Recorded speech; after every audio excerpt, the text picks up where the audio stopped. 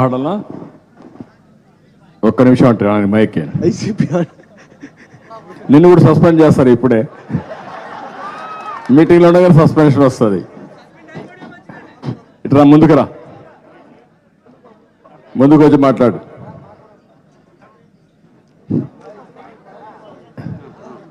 Okay, మీరు YSR Congress YCP వాళ్ళు మాట్లాడండి. మిమ్మల్ని సస్పెండ్ చేశారు కాబట్టి మీరు మాట్లాడొచ్చు ఫ్రీగా. నమస్కారం అండి, సభకు నమస్కారం. గౌరవ రాజేంద్ర ప్రసాద్ గారికి, నారా చంద్రబాబు నాయుడు గారికి, అచ్చెన్నాయుడు గారికి, ఎమ్మెల్యే ఉండవల్లి శ్రీదేవి గారికి, సభాశీస్తున్నటువంటి తోటి సహచర సర్పంచులందరికీ, సభ ముందున్న అతిరథ మహారథులకి నా నమస్కారములు. వాస్తవంగా ఈరోజు ముత్యాలరావు గారిని ఏదో ఇదన్నారు, అది వాస్తవంగా ఇవ్వాలని నేను తెలియజెప్పాల్సింది ఏంటంటే, మేము వైసీపీ అనుకూలమే కానీ మేము ఏ పార్టీ నుంచి గెలిచిన వాళ్ళం కాదు అని చెప్పేసి ప్రతి ఒక్క పార్టీ పార్టీ వాళ్ళు గుర్తించవలసిందిగా కోరుతున్నాము. ఈరోజు కాదు, మరి ఆయన కూడా అట్లే అదే అన్నాడు, ఆయన సస్పెండ్ చేశారు. పర్లేదు సార్, ఎందుకంటే నేను మీకు స్వేచ్ఛ లేదు. స్థానిక ప్రజాప్రతినిధుల తరఫున నేను మాట్లాడుతున్నా. ఇవాళ కండ వేసుకొని మీ ముందుకు వచ్చాను. వాస్తవంగా ఎందుకంటే ఇక్కడ ఏదైనా టీడీపీ మీటింగ్కి వెళ్ళినవేంద్రా అని చెప్పేసి అంటారని చెప్పేసి నేను కండ వేసుకొని వచ్చాను. ఇప్పుడు నిన్ను కూడా సస్పెండ్ చేస్తారు. ఇప్పటికీ వైసీపీ సర్పంచ్ని వాస్తవంగా కాకుంటే ఒకళ్ళ గుర్తు ద్వారా గెలిచిన వాళ్ళం కాదు, మాకంటూ ఒక స్వతహాగా గుర్తొచ్చింది. మేడం గారు అన్నట్టు షేక్ బేగం గారు, రాష్ట్రపతికి ఉన్న సర్వాధికారాలు ఇవాళ స్థానిక సర్పంచ్కి మాత్రమే ఉన్నాయి. ప్రతి ఒక్కళ్ళు ఏంటంటే ప్రజల చేత ఎన్నుకోబడే వ్యక్తి ఎవరన్నా ఉన్నారంటే అది సర్పంచ్ మాత్రమే అని సభాముఖంగా నేను తెలియజేస్తూ, చంద్రబాబు నాయుడు గారిని ఒక ప్రతిపక్ష నేతగా ఇవాళ పాలకపక్షంగా ఉన్న మా గౌరవ ముఖ్యమంత్రి గారు కొన్ని మా అధికారాలను విధులను హరించినారు కాబట్టి ఈ సభావేదికగా నేను వినవింపదలుచుకున్నాను.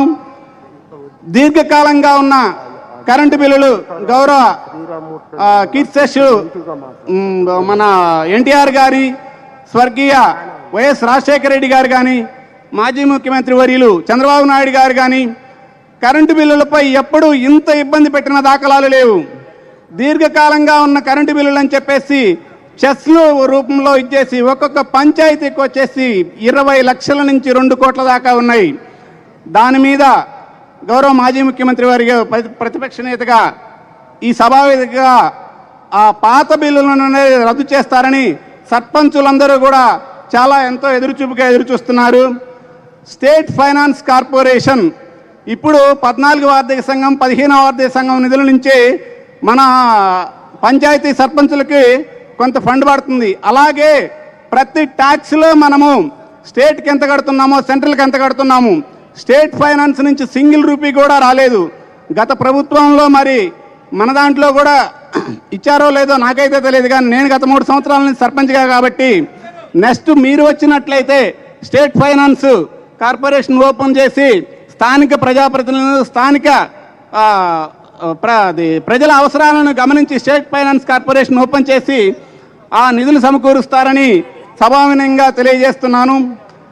వాస్తవంగా సిఎఫ్ఎంఎస్ అనే సిస్టమ్ అనేది గౌరవ మాజీ చంద్రబాబు నాయుడు గారి నుంచి వచ్చింది.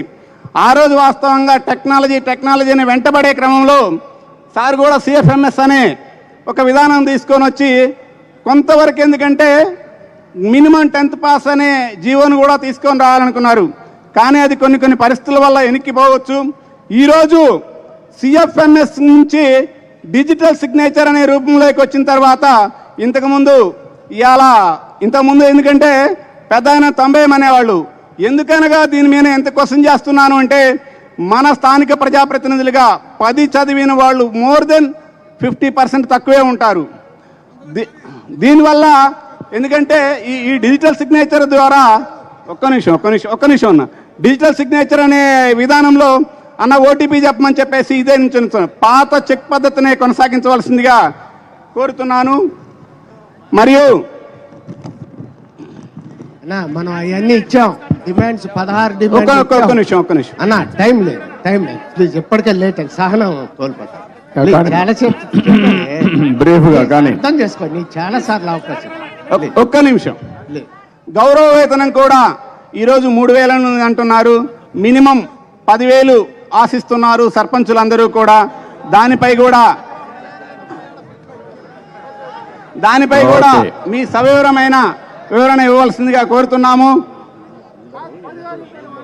ఆహాహా. సరే, సమయం తక్కువగా ఉన్నది కాబట్టి ఇంకొన్ని అడగాలన్నా ఇంకొందరికి అవకాశం ఇస్తూ ఈ అవకాశం ఇచ్చిన అందరికీ ధన్యవాదాలు తెలుపుకుంటూ సెలవు తీసుకుంటున్నాను. ఓకే, కృతజ్ఞతలండి. ఒక రమేష్ ఒకరు మాడి ఇప్పుడు ఇచ్చేసేయండి. రమేష్ ఒకరు కంటమండి. నమస్కారం సార్.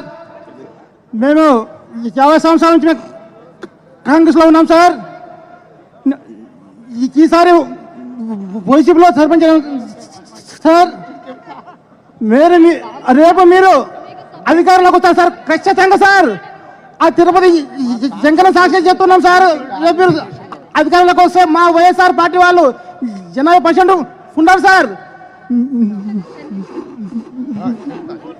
మీరు ఖచ్చితంగా ఈ సభలో హామీ మాకు ఇవ్వాలి సార్. అదేవిధంగా సార్ రైతులకు కూడా ఒకసారి హామీ ఇవ్వాలి సార్. మీరు ఈ సభకు వచ్చేందుకు అందరికి పేరు పేరున ధన్యవాదాలు.